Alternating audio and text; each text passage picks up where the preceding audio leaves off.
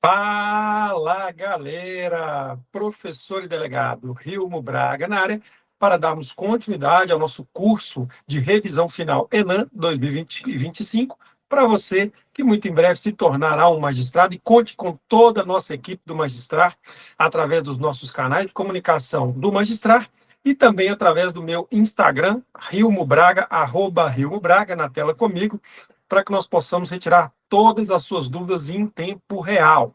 Então, qualquer necessidade, qualquer dúvida, questionamento, jurisprudência, informativo, doutrina ou mesmo gabaritos errados, né? É raro, mas acontece, inclusive com a FGV, que é uma excelente banca. Então, fique à vontade, a partir de hoje, o seu sonho é o nosso, que é a sua aprovação. Então, conte sempre conosco através dos nossos canais de comunicação.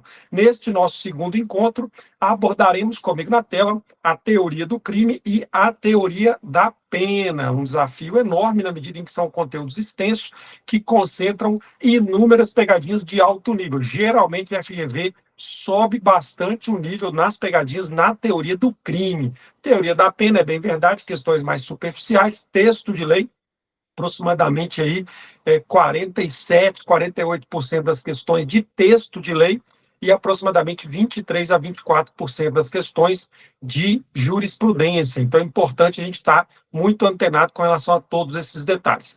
Eu sou o professor Rimo Braga, já fiz minha apresentação. Para quem não esteve conosco, repito, fui aprovado em 9 concursos públicos, fui delegado em Rondônia, Minas Gerais, fui também aprovado no concurso da Polícia Rodoviária Federal, e hoje eu tenho a grata satisfação de ser delegado titular da Central Geral de Flagrantes do Estado de Goiás, o lindo Estado de Goiás. Estão todos convidados para conhecer a nossa unidade. A maior unidade policial do Estado é a Central Geral de Flagrantes. Eu tenho a oportunidade de ser titular desta importante unidade. Quero você lá comigo para conhecer toda a dinâmica, para que um dia possa ser um brilhante magistrado. Importante também conhecer a prática. Feitas as apresentações e as comunicações, vamos para o seu edital, né? Comigo na tela, neste encontro de número 2, abordaremos os itens do seu edital 4, 5, 6, né? Aí na tela comigo, tipicidade, 8 e 9, ilicitude e culpabilidade, o 10 repete a culpabilidade, que é a inimputabilidade, uma das excludentes, depois a gente passa para o item 12, 13, 14, 15 e 16, que são e também o 17, que versam sobre a teoria da pena. Faremos uma questão também sobre esse item meio estranho, né, digamos assim, no seu edital, que é a aplicação da Lei Penal Militar, mas analisadas as últimas provas do ENAM e as provas de juiz de direito de 2023 e 2024, fica claro o que, é que a banca quer aqui. E no item 18 também, tá? Mas esse item 18 eu vou deixar para o nosso último encontro, beleza? A aula já está pronta. Inclusive, coloquei uma questão para a gente debater por que a FGV colocou esse item 18 e esse item 19 tão estranhos aqui no nosso edital, beleza? Então, teoria do crime, teoria da pena, começamos. Questão de número 1, questão cobrada pela banca FGV no ano de 2025, na prova do TRF3. Bacana? Vamos, então, ao enunciado da questão.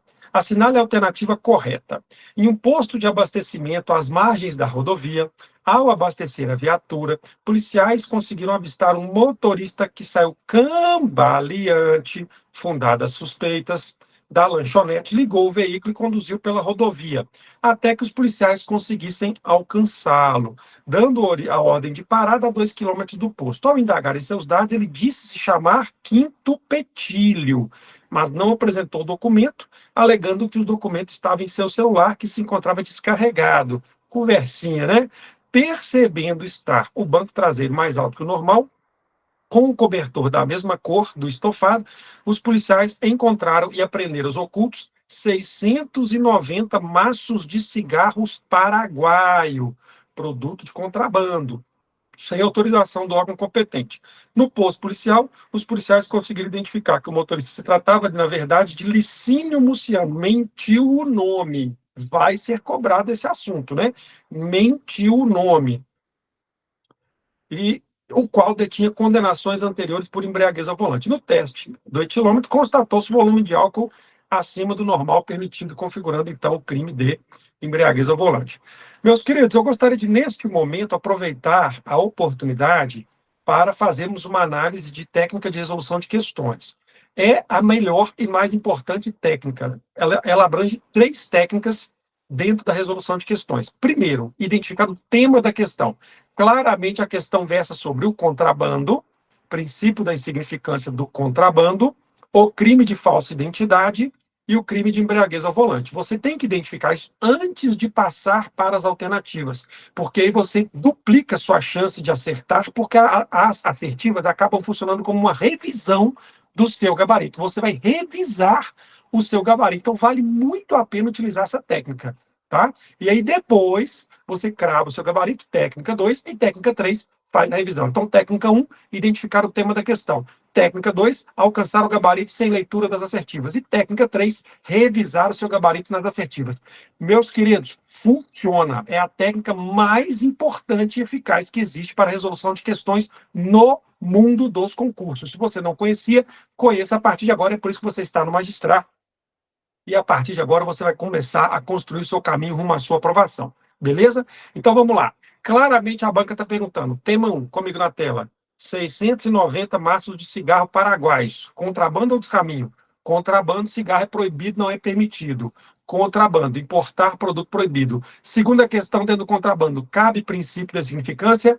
Cabe sim. Porque o STJ definiu que para menos de 1.000 maços de cigarro cabe a aplicação do princípio da insignificância. Eu sei que você não concorda, eu também não, mas é o seu gabarito. Então, indiferente penal para o contrabando. A segunda questão, o indivíduo se identificou falsamente com o nome para esconder seus antecedentes. Na delegacia, descobriu-se o nome verdadeiro. Ocorre o crime de falsa identidade ou será que ele está protegido pelo nemo tenetum si detegere, direito de não produzir provas contra si mesmo? O STJ e o STF entendem que é crime, sim, porque o direito à segurança prevalece sobre a supremacia do interesse público sobre o privado, sobre o nemo tenetum si detegere.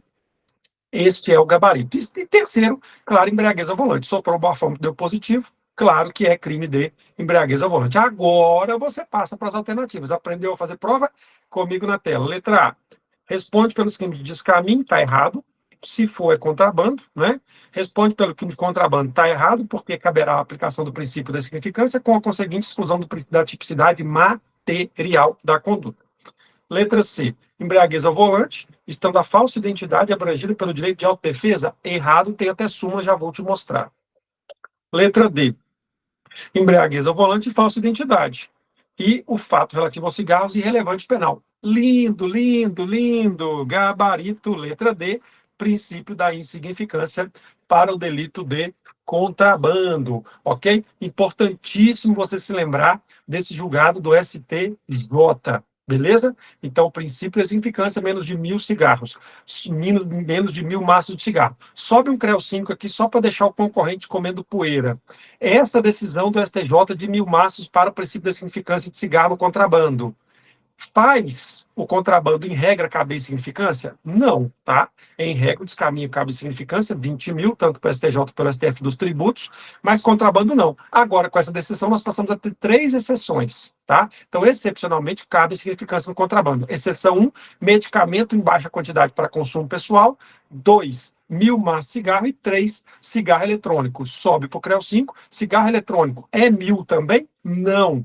Enunciado 106 do MP da União.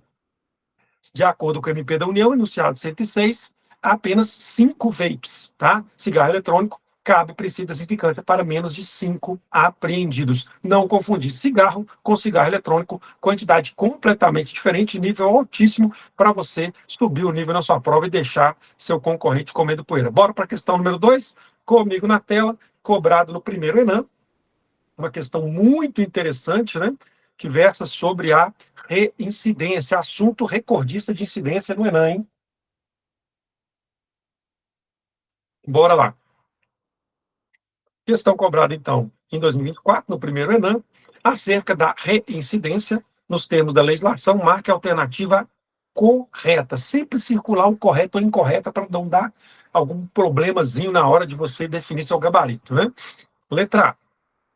A condenação anterior não é computada para fim de residência se entre a data do cumprimento ou extinção de pena e a infração posterior tiver decorrido prazo superior a 5 anos. Perfeito. É o período depurador da residência, vírgula. Excluindo-se o período da suspensão e livramento condicional, Falso, incluindo o período do livramento e da suspensão. Meus queridos, essa questão é recordista do FGV. Você deve se lembrar que a FGV é responsável pelo OAB, não é? E o OAB cai muito a teoria da pena. Então, o OAB adora essa questão, e o FGV acabou também criando uma ficção, né? Por essa questão. Cai e cai muito, tá? Recordista de incidência. O tema é bem simples, né? O que acontece? Eu vou fazer um desenho para você.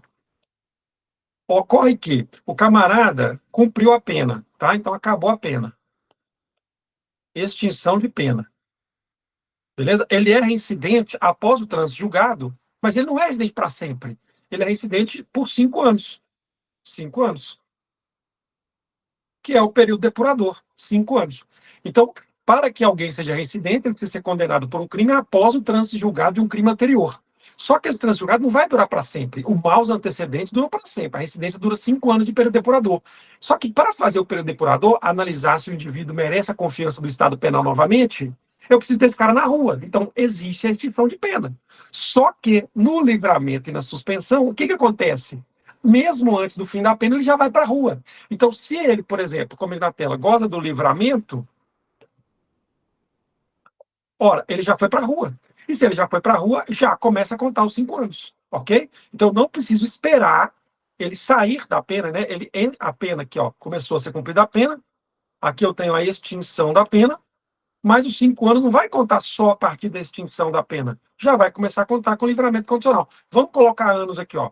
Imagine que a pena, que ele foi condenado no ano 2000, e a pena dele é até o ano de 2010, 2008, tá? Ora, em princípio, a reincidência dele duraria até 2013. Só que se ele obteve o livramento condicional em 2006, ele já foi para a rua. Se ele já foi para a rua, já começa o período depurador. Então ele vai ser reincidente só até 2006 mais 5, que dá 2011. A pegadinha que a FGV mais faz, se ele comete um crime em 2012, eu estou vendo essa na sua prova. Se ele comete em 2012, ele é reincidente? Não, ele é primário. Por quê? Porque inclui-se o período do livramento e da suspensão de pena. Gabaritou? Vai cair na sua prova. Essa questão é recordista em provas da FGV. Letra A está falso. Fechou? Letra B. Na verificação da reincidência, não são considerados crimes políticos. Até aqui está certo, vírgula. Exceto se for crime militar, errado, né? Primeiro que o crime militar também vai ser uma exceção, mas somente o próprio, tá? E não há exceto. Então, crime político não enseja reincidência, enseja maus antecedentes, mas não enseja reincidência, ok? Letra C. A reincidência se configura quando o agente comete uma infração penal depois de transitar julgado a sentença por outra infração penal. Essa aqui parece estar certa, né? Mas não está, pessoal. Toda vez que uma banca de concurso, e a FGV faz muito isso, usar a infração penal, ela está querendo te induzir ao erro. Ela está dizendo que se aplica tanto para crime como para contravenção. Por isso, falso. No Brasil, curiosamente, se houver um crime e depois outro crime, seja no Brasil ou no estrangeiro, é residência.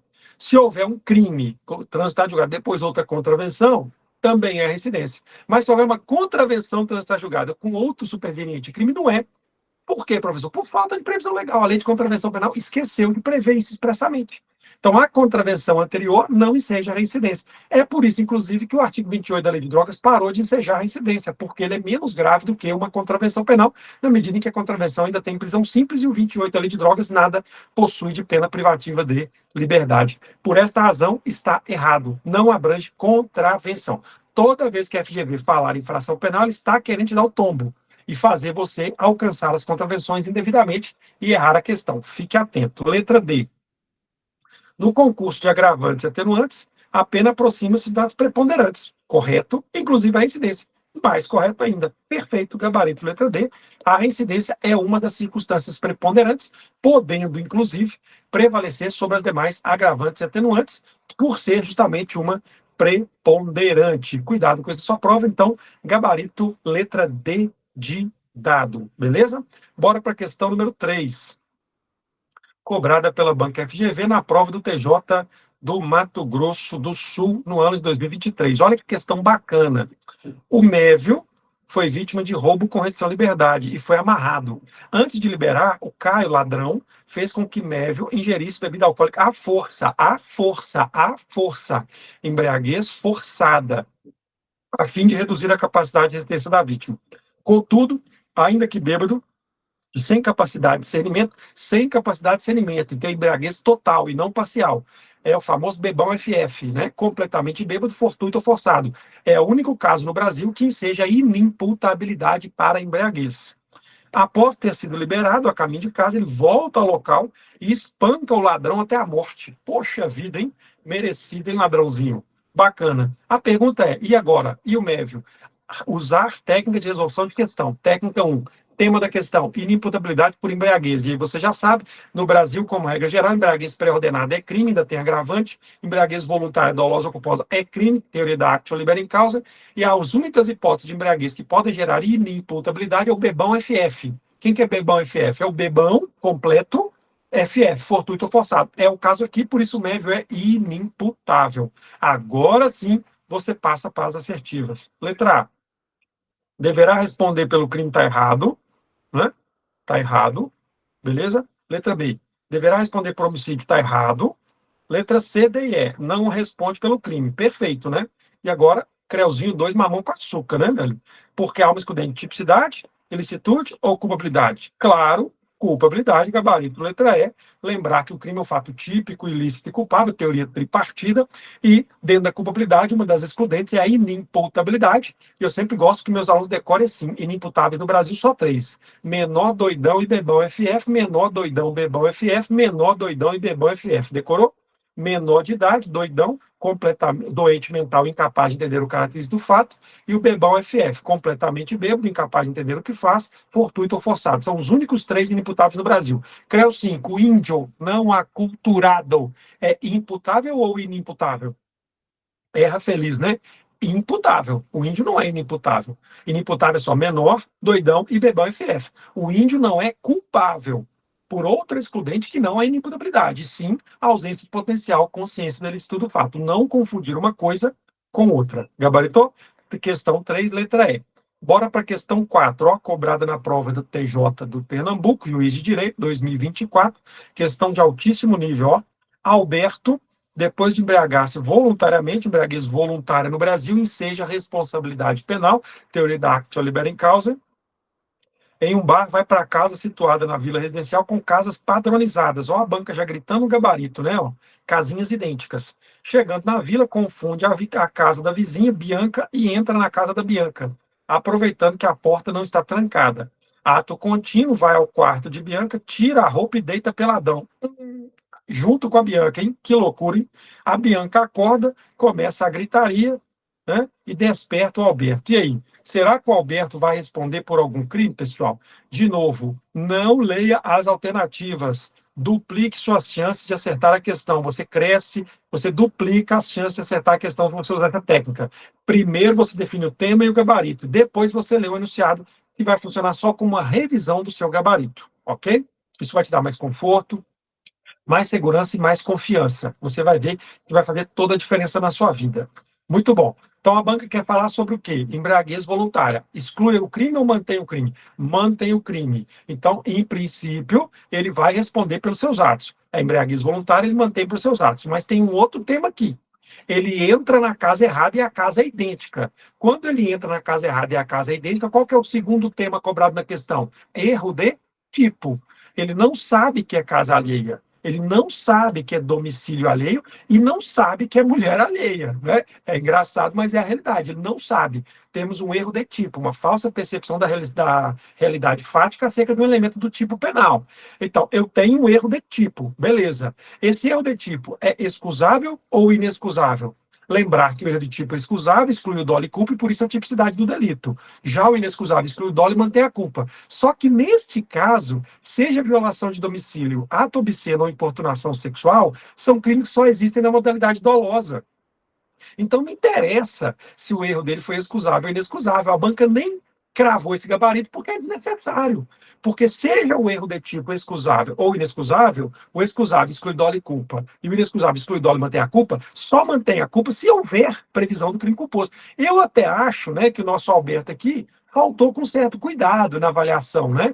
Mas é um erro inexcusável, exclui o dolo e mantém a culpa. Só que não existe crime culposo, nem de importunação sexual, nem de assédio sexual, nem de ato obsceno e muito menos de violação de domicílio. Então, por mais que tenha sido engraçada a cena e até, de certa forma, reprovável, ele vai responder por qual crime?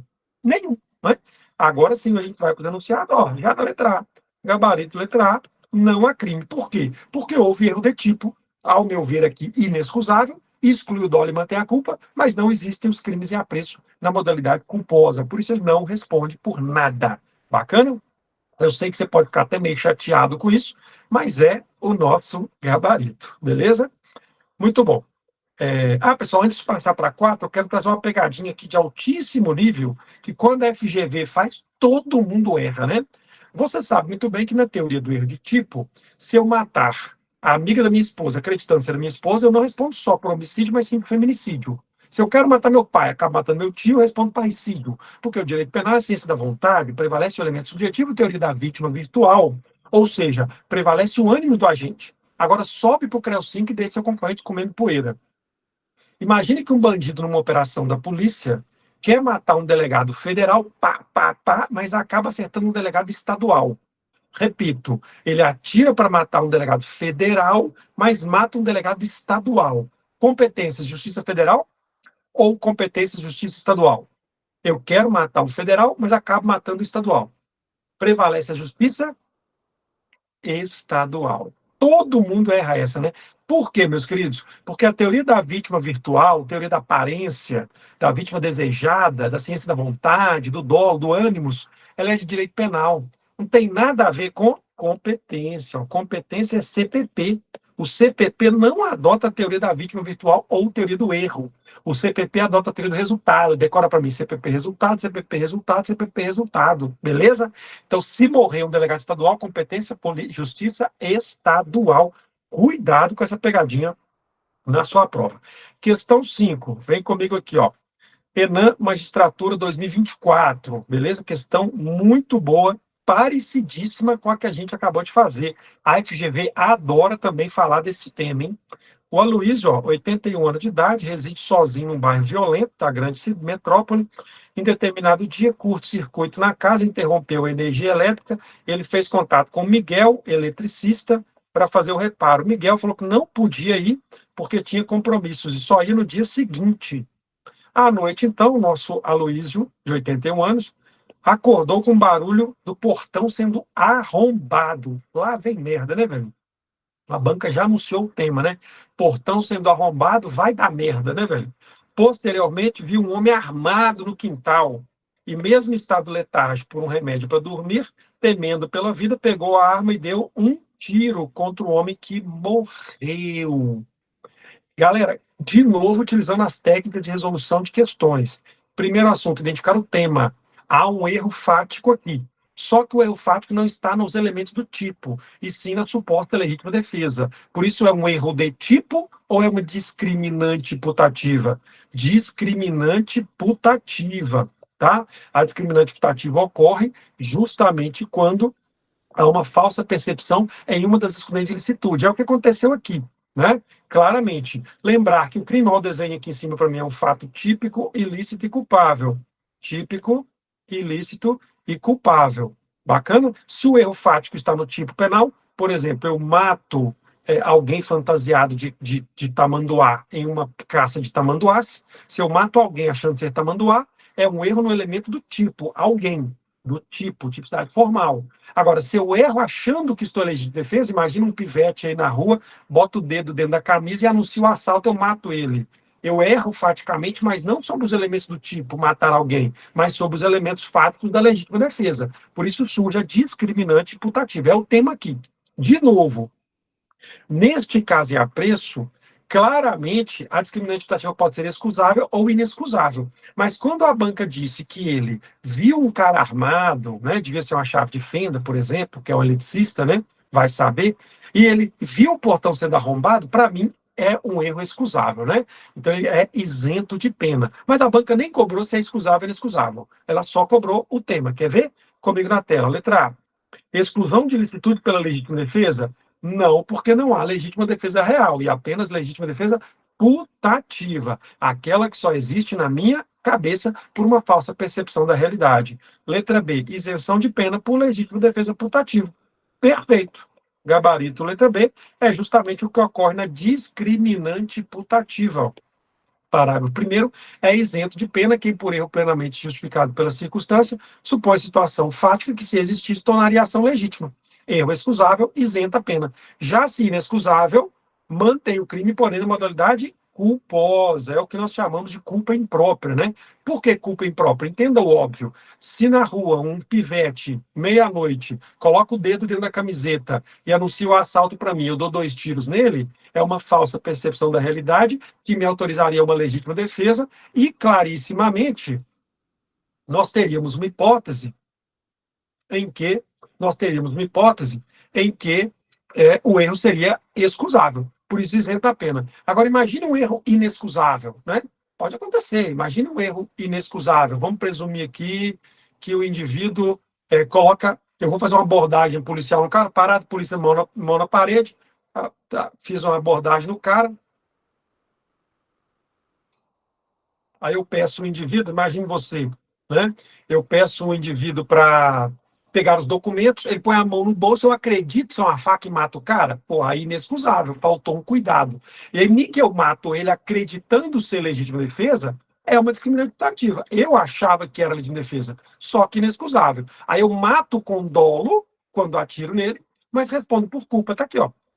Mas o fato é punível se houver a previsão do fato a título de culpa, beleza? E aí sim, eu vou responder pelo delito culposamente.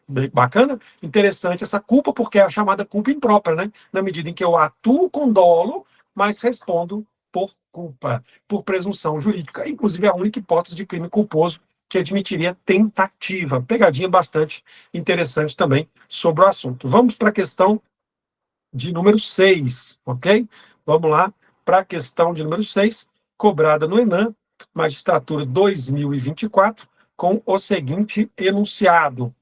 Por problemas relacionados à saúde mental, a Elisa passa a fazer uso de medicamento por prescrição médica, tendo ciência de que não pode combinar o medicamento com bebidas alcoólicas, sob pena de alteração na capacidade de entendimento ou autodeterminação. Em um clube, durante uma festa de casamento, a Elisa, após aguardar muito tempo para ser servida, já sedenta, dirige-se ao garçom que havia chegado em sua mesa e pergunta em que consiste aquela bebida. O garçom afirma que é um coquetel. Elisa então pergunta se tem álcool. Olha os cuidados de Elisa, hein? O garçom responde de forma pouco clara, com volume muito alto da música, de modo que ela entende que não tem álcool, quando na verdade tem. Após servir a bebida, o medicamento psiquiátrico produz um efeito poderoso, suprimindo totalmente a capacidade de discernimento. Então temos aqui uma embriaguez completa, né? Que leva ela à pista de dança e lá ela começa a tirar a roupa e fica nua. E aí? Meus queridos, de novo, um tema muito semelhante já cobrado pela FGV. Então veja como a FGV repete reincidência, repete erro de tipo, repete discriminante putativo e repete inimputabilidade por embriaguez. Então vai cair na sua prova, beleza? Esse diagnóstico é importantíssimo. E aí vamos lá, antes do enunciado, pensar na Elisa. Qual é o tema da questão? Embriaguez. Ela ficou completamente ou parcialmente bêbada?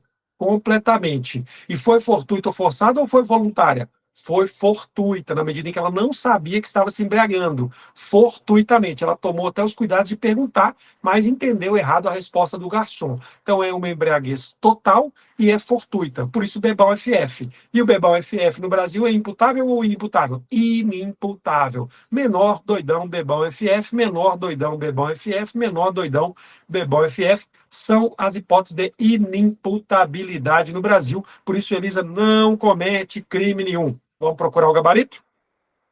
Letra A, cometeu crime? Não. Letra B, não cometeu por ausência de dolo? Não. Letra C, cometeu crime de ato? Não. Letra D, não cometeu crime de ato obsceno por inexidade com diverso? Não. Letra E, cometeu ato obsceno, porém será apenas sub... Não. Uai, pessoal, peraí, vamos de novo. Peraí, vamos refazer essa questão aqui, tá? Tem algum erro aqui? Ah, já lembrei qual que é a maldade aqui. Vamos lá, pessoal. A letra A, vamos de novo, tá? Cometeu crime totalmente errado, tá? A letra A tá fora. Letra A esquece. Beleza? A letra B eu vou pular, ok?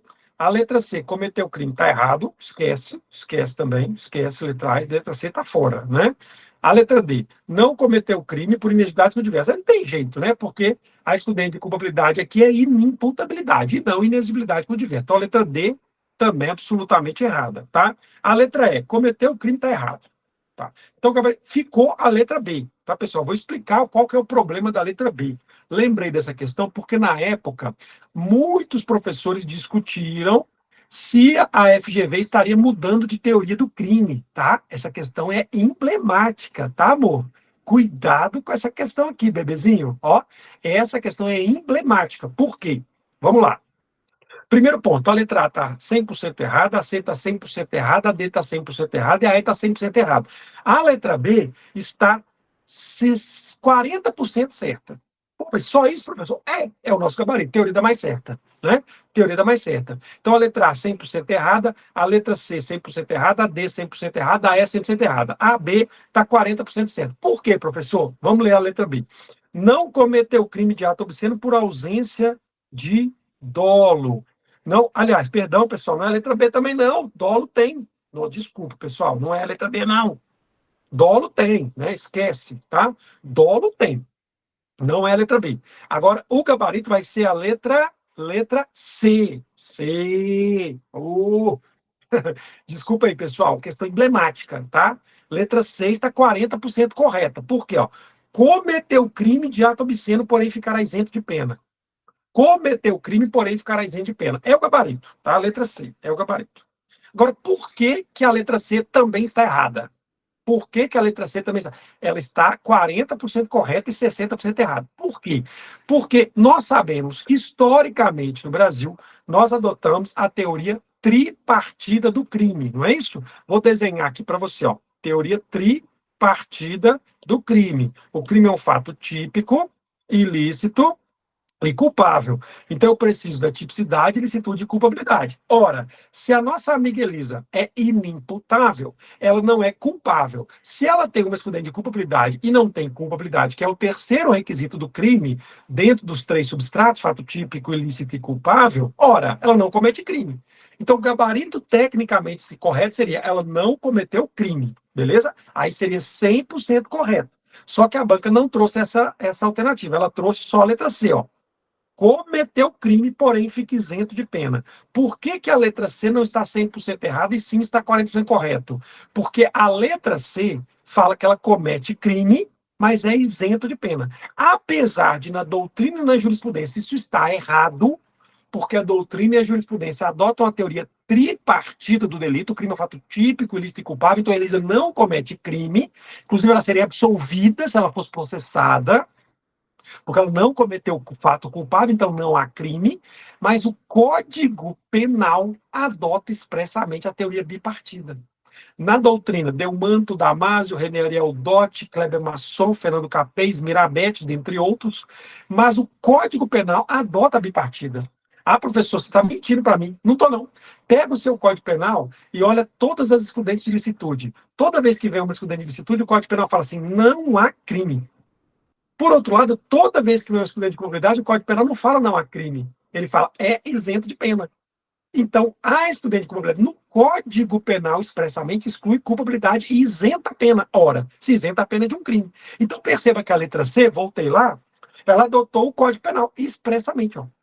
Letra C, comete crime de ato obsceno, porém fica isento de pena. Comete crime, porém fica isento de pena. É o que está expresso no Código Penal. Por isso, a letra C é, inegavelmente, o gabarito, tá? Que foi, inclusive, anunciado pela banca, tá bom? Mas ela não está 100% correta. Por quê? Porque, de acordo com a doutrina e jurisprudência, o crime é um fato típico, ilícito e culpável. Então, o gabarito 100% correto seria não há crime, porque ela é inimputável, ou porque ela não é culpável. Aí seria o gabarito 100% correto, mas a letra A, B, D e E estão 100% erradas, a letra C está 40% correta, então o gabarito é a letra C, nas hipóteses de embriaguez. Fechou, meus queridos? Questão 7, como Gratel, sobre as causas de justificação, é correto afirmar que, letra A, essa não tem como a gente fazer antes dos enunciados, das alternativas, né? Letra A. Adota a teoria unitária do estado de necessidade, não se admitindo a forma exculpante. Gabarito verdadeiro. Letra A. Claramente letra A.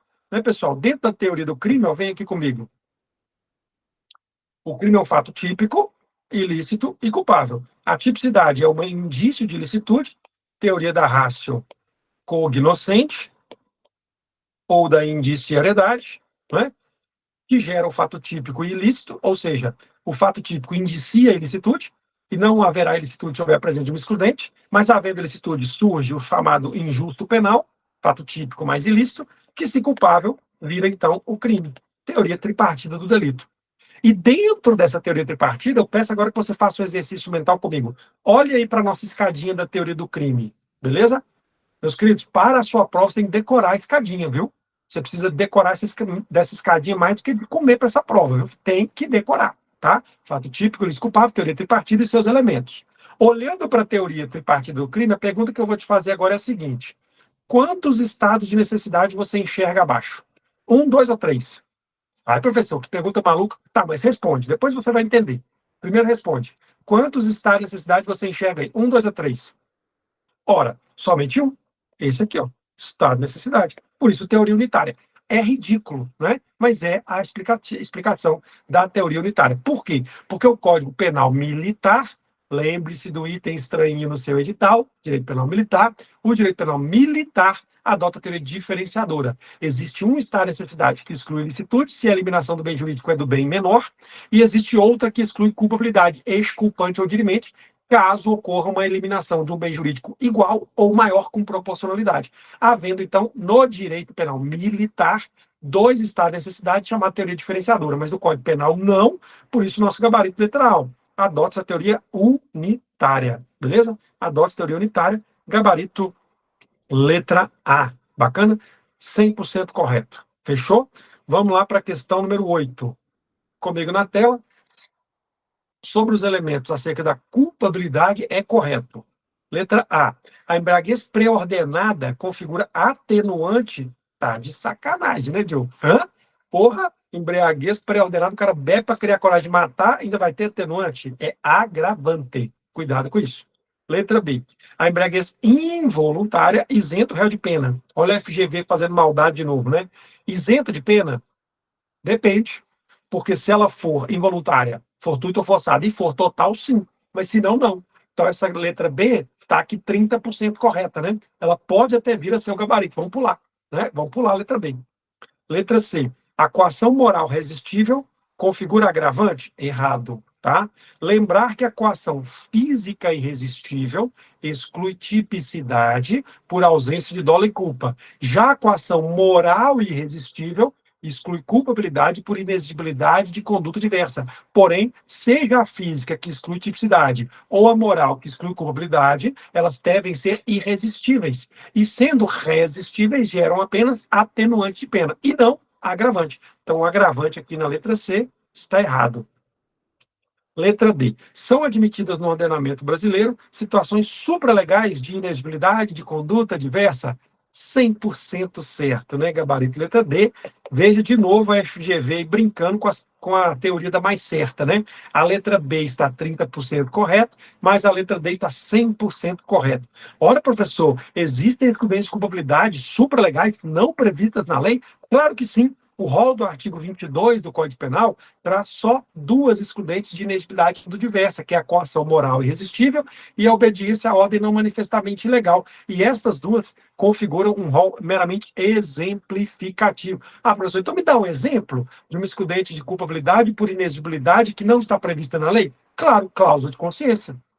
Então, quando o cara mata uma galinha no ritual de candomblé, ele não comete crime. Quando um cara usa ayahuasca num ritual religioso do Santo Daime, ele não comete crime por inexigibilidade de conduta diversa. Só que, cuidado, ou a inexigibilidade da cláusula de consciência não pode ensejar a morte.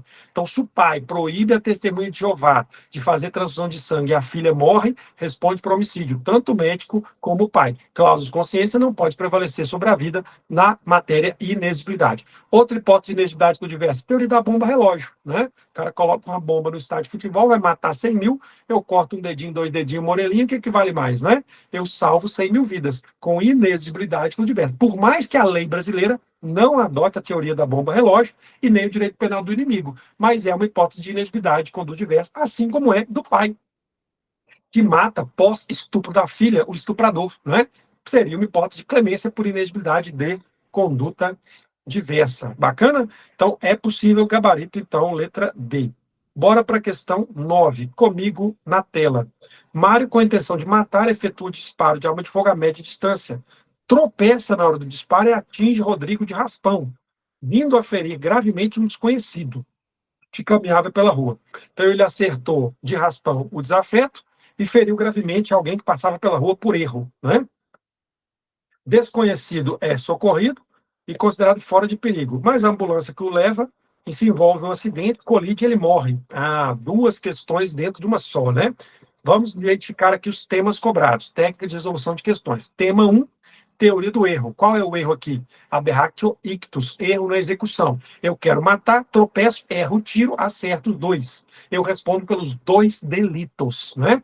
E, obviamente, se eu queria matar meu desafeto, dolo e erro, tentativa de homicídio. Mas quando eu acerto o desconhecido por erro, falta de cuidado. Então eu respondo por crime de lesões corporais culposas. Grave ou gravíssimo? Pelo amor de Deus, não existe isso não, né? FGV adora essa pegadinha.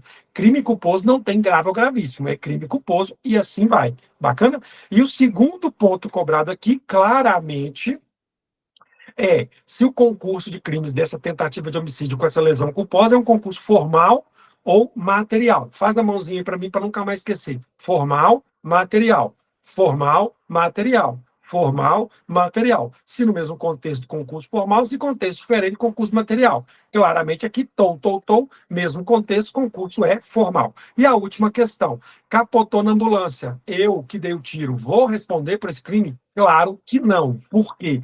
Rompe-se o nexo causal na medida em que o capotamento da ambulância é uma teoria, adota a teoria do desdobramento natural ou causalidade adequada. Parágrafo 2º do artigo 3 do Código Penal. Quando ocorre a superveniência de uma concausa relativamente independente, capotamento da ambulância é uma concausa superveniente, veio depois, relativamente independente, se eu não tirasse, ele não estava na ambulância. Então, de novo, no parágrafo 2º, a superveniência de concausa relativamente independente exclui a imputação do tiro quando por si só matou.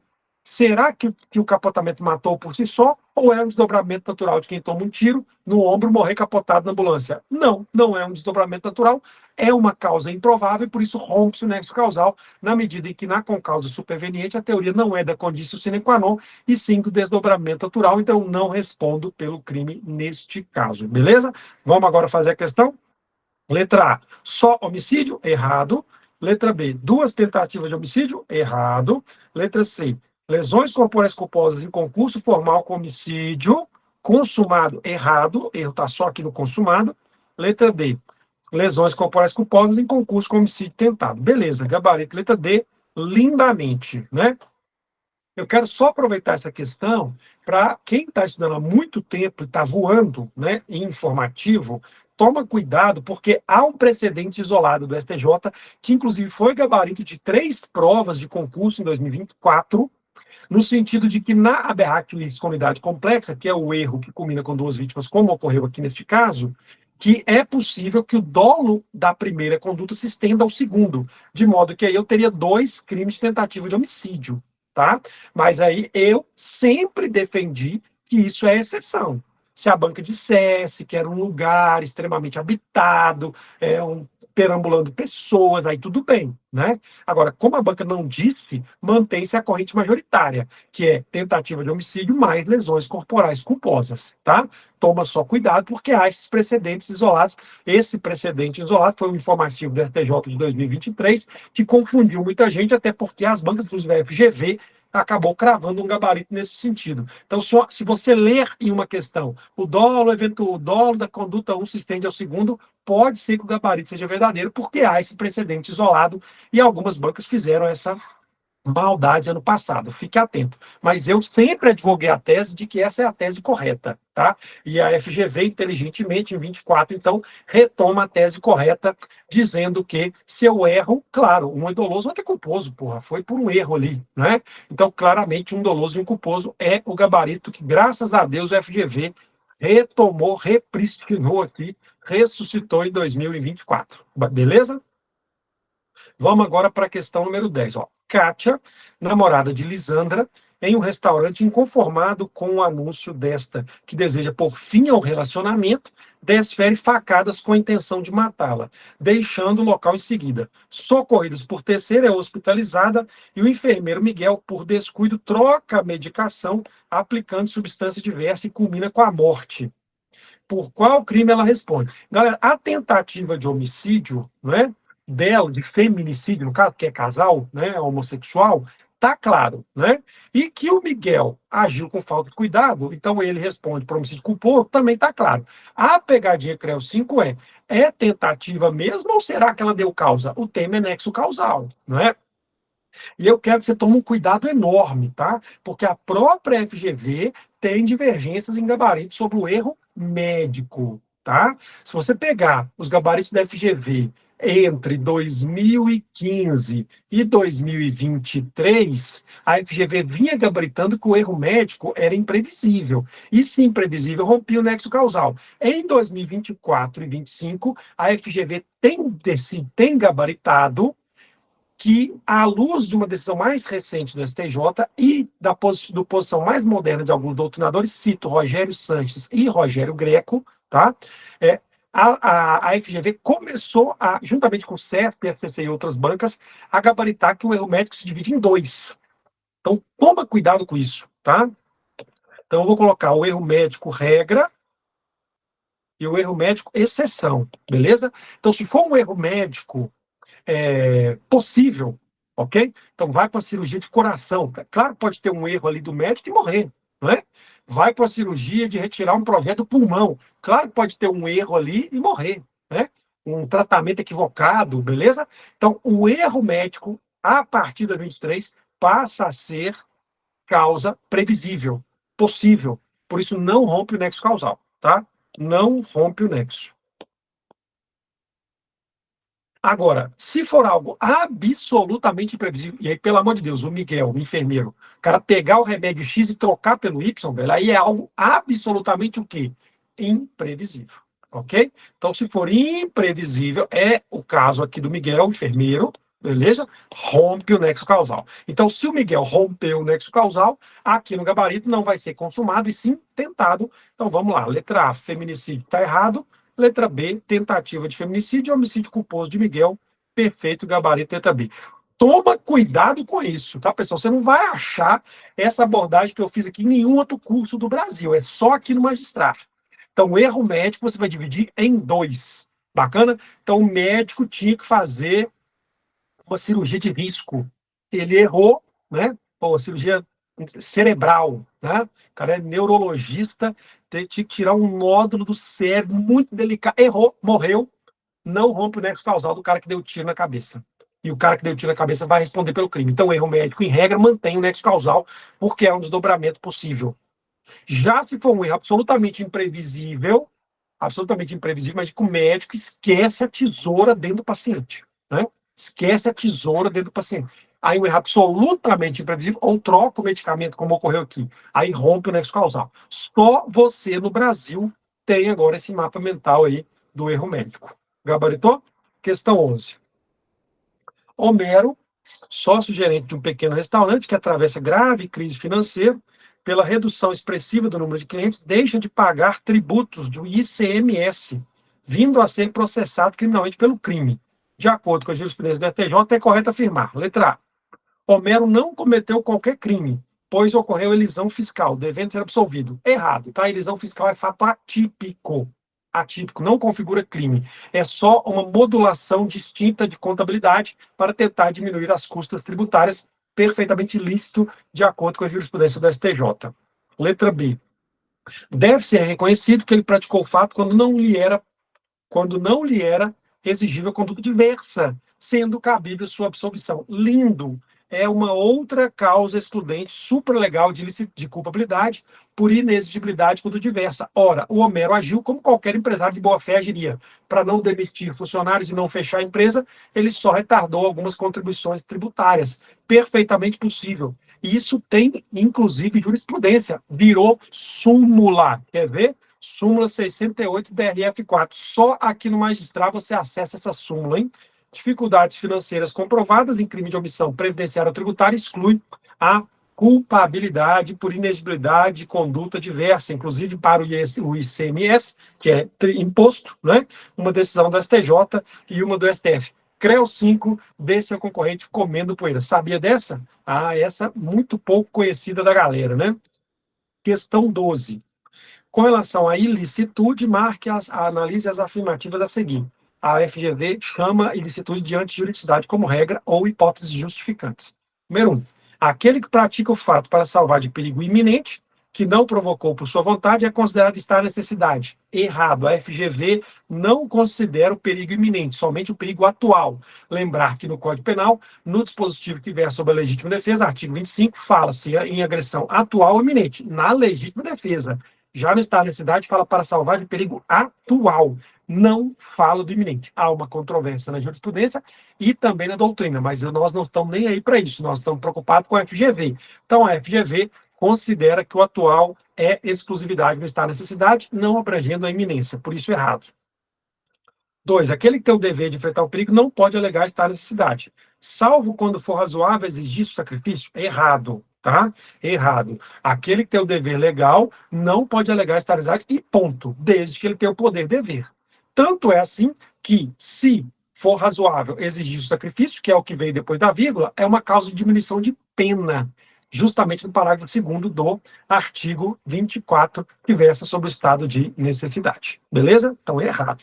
3. A tese da legítima defesa da honra é inconstitucional, porque contraria a dignidade da pessoa humana, proteção à vida e igualdade de gênero. Decisão do Supremo Tribunal Federal, gabarito verdadeiro.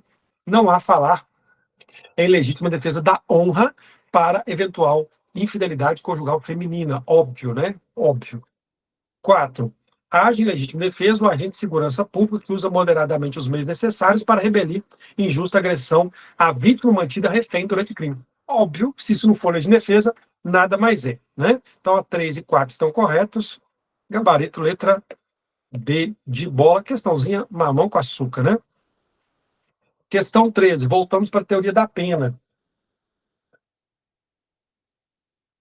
Em 2024, Guilherme, América e Lucas, Rogério e Vladimir praticaram crime. De acordo com as informações dos antecedentes criminais fornecidas a seguir, assinale aquela que indica que o cara é primário, tá? Então, nós vamos procurar o primário. Beleza? Tem um desses 5 aqui que serão primários. Vamos procurar quem é ele. Letra A. O Guilherme, enquanto policial militar, foi condenado por corrupção passiva, prevista no Código Penal Militar, e terminou de cumprir a pena no ano de 2023. Primário ou reincidente? Pegadinha. Por quê? Fosse um crime militar propriamente dito, próprio, não geraria reincidência. Mas é um crime militar impróprio, corrupção passiva, aquele que está previsto tanto no CPM como no Código Penal. Por isso, não há falar em exclusão da reincidência, e sim, ele mantém a reincidência. Só não é reincidente aquele que comete crime militar próprio ou propriamente dito. Cuidado com isso. Letra A, reincidente para o Guilherme, hein? Está fora do nosso gabarito. Letra B, o Américo, ocupante de cargo político, praticou peculato e foi condenado em 2023, sendo que ainda não terminou de cumprir a pena. Ora, se ele está em cumprimento de pena e ele foi condenado em 2023 e nós estamos em 2024, claro que ele é reincidente. Então, a reincidência ocorre após o trânsito em julgado, início do cumprimento da pena, até a extinção de pena mais 5 anos, contabilizado o prazo de livramento condicional e da suspensão, conforme já estudado a Lures. Gabaritou? Então, ele é reincidente. Ah, mas não é crime político? Não, é cargo político que cometeu crime comum. Peculato é crime comum. Beleza? Aliás, crime próprio, mas crime comum do Código Penal, e não crime político propriamente dito, ok? Letra C. Então, a letra B está errada. Lucas foi condenado em 2015, teve a pena extinta em 2020, pela concessão de indulto.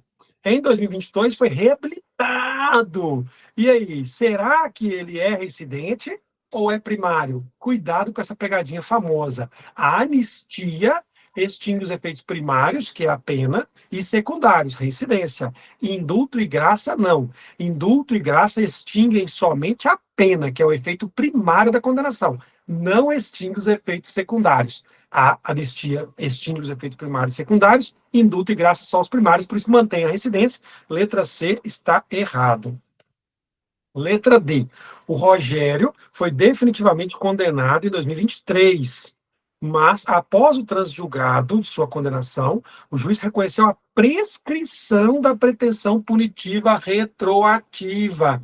Ora, se o crime está prescrito, óbvio que ele gozará de uma sentença absolutória, não é isso? Por mais que ele já tivesse condenado, uma sentença que se equivale a uma sentença absolutória. Então, se o crime está prescrito, não há crime. Se não há crime, obviamente que ele volta a ser primário, né? Então, o Rogério é primário, gabarito, letra D. E olha a letra E. O Vladimir foi condenado na Espanha por tráfico a 6 anos de reclusão, ocorrido em 2017, transitado julgado em 2018, porém não cumpriu a pena e está fugido no Brasil. Ora, será que esse cara é primário ou será que ele é reincidente? Cuidado com isso na sua prova, tá? Reincidente. A reincidência ocorre em caso de condenação tanto no Brasil como fora. Quer ver? Artigo 63, ó. Verifica-se a reincidência quando comete novo crime no país ou no estrangeiro, tá? Cuidado, então, com essa pegadinha maldosinha na sua prova. Lembrando, então, que a reincidência dura 5 anos, conta o período de livramento condicional, não são sinônimos, tá? Reincidência e maus antecedentes. As duas diferenças principais: maus antecedentes duram para sempre, reincidência 5 anos, e os maus antecedentes incluem crime político e crime militar próprio, que não ocorre na reincidência, e, por fim, condenação que transitar julgada por crime que não seja anterior, pode gerar maus antecedentes, mas não a reincidência. Bacana? E sobre os crimes militares, meus queridos, ao ponto que eu queria abordar com vocês, tá? Toma cuidado, porque desde 2017, Lei 14.491, só que no magistrar você estuda esta lei, você tem uma alteração no conceito de crime militar, porque até 2017 só eram militares os crimes militares previstos no Código Penal Militar e os demais eram comuns. Cito abuso de autoridade e tortura. Então, eu, delegado de polícia, já era delegado desde 2005, de 2005 a 2017, eu fiz muitas investigações de tortura e abuso de autoridade militar, praticado militar, porque não eram crimes militares próprios. Então, era investigado pela Polícia Civil e de competência da Justiça Estadual comum. Só que essa lei mudou tudo. Em 2017, estava previsto, eu vou ler o que estava previsto e como ficou, tá? Estava previsto que eram crimes militares só os previstos neste código. Ou seja, só os crimes militares previstos no Código Penal Militar é que eram crimes militares. Deserção, insubordinação, motim, etc. Agora, olha o novo inciso 2, desde 2017. Todos os crimes previstos nesse código e também os previstos na lei penal. Então, abuso de autoridade praticado por militar em serviço virou militar, tortura. Então, hoje, qualquer crime praticado por militar em serviço passou a ser crime militar, exceto o doloso contra a vida, em homenagem à soberania dos vereditos, que é constitucional, inclusive cláusula pétrea. Cuidado com isso na sua prova. Questão 14. A legislação penal excepciona a reincidência nos seguintes casos, né? Crimes militares por extensão está errado, impróprios está errado, próprios está certo, né? Impróprios está errado, impróprios está errado, gabarito, letra D. Crime militar próprio, perdão judicial, até porque o perdão judicial não foi condenado, né? É uma sentença declaratória extintiva de punibilidade no perdão judicial. Então, se eu não sou condenado, não vai gerar reincidência, por isso gabarito, letra D. E para fechar com chave de ouro, questão 15. O juiz, ao proferir sentença condenatória contra o acusado, técnico do TJ de Sergipe, por corrupção passiva, crime praticado no exercício da função, ok? Considerando as circunstâncias judiciais favoráveis, fixa a pena base de 2 anos de reclusão e 10 dias multa, tornando definitivas a falta de circunstâncias legais de causa de aumento ou diminuição. Na sequência, estabelece o valor do dia multa de 1/6 do salário mínimo em atenção à condição econômica do réu. Caberá ao magistrado, não é? Letra A. Suspender condicionalmente a pena Ou letra B, substituir a pena privativa por restritiva de direito. Veja que as letras vão trabalhar em torno dessa primeira questão. E aí, o que prevalece se presentes os requisitos, tanto da suspensão de pena como da substituição de pena? Você deve sempre pensar, o que é mais benéfico? E é óbvio que é a substituição. Aliás, cronologicamente, ela vem primeiro, olha lá, ó. Eu fiz aqui um mapa cronológico para você, ó. A suspensão do processo, Lei 9.099, vem primeiro, é mais benéfico.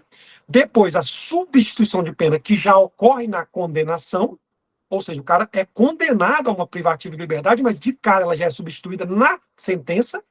E depois vem a suspensão condicional da pena. Então, a suspensão condicional da pena, o cara é condenado a uma pena privativa de liberdade. Já na substituição, ele não é condenado a uma pena privativa, ela já vem substituída, então é mais benéfica. Se é mais benéfica, tem presentes os dois requisitos. No gabarito, vai ser suspensão ou substituição? Substituição. Então, a letra A está fora e a letra B, C e D está dentro. Substituição de pena. Aí vem a segunda pergunta. Eu vou substituir letra B, tá?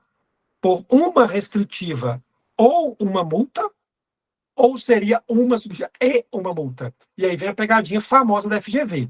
Se eu tenho uma pena acima de 1 ano, eu tenho que substituir ou por 2 restritivas ou por uma mais multa. Não pode ser somente uma, ok? Não pode ser somente uma. Eu vou te mostrar o dispositivo. Então, a letra B, que fala uma ou outra, está errado. A letra C, que fala uma restritiva ou multa, está errado. A letra D, que fala duas restritivas, está certo, ou por uma restritiva e uma multa está certo, e determinar a perda do cargo público também está certo. Gabarito, letra D.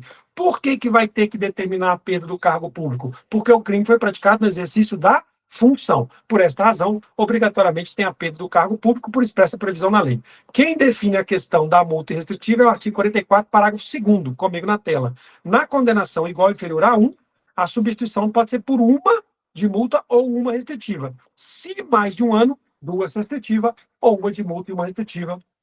Por isso, nosso gabarito, letra D de dado. Substituir a pena privativa por restritiva, sendo 2 restritivas, ou uma restritiva e uma multa, e determinar a perda do cargo público. Questão número 15, gabarito, letra D. E com ela, eu encerro a nossa segunda aula da sua revisão semanal ENAM 2025. Espero que tenham gostado. Críticas, elogios, sugestões, dicas, ou mesmo um alô, através do nosso Instagram, @RilmoBraga. Foi um prazer estar com você, juntos pela sua aprovação. Até a próxima.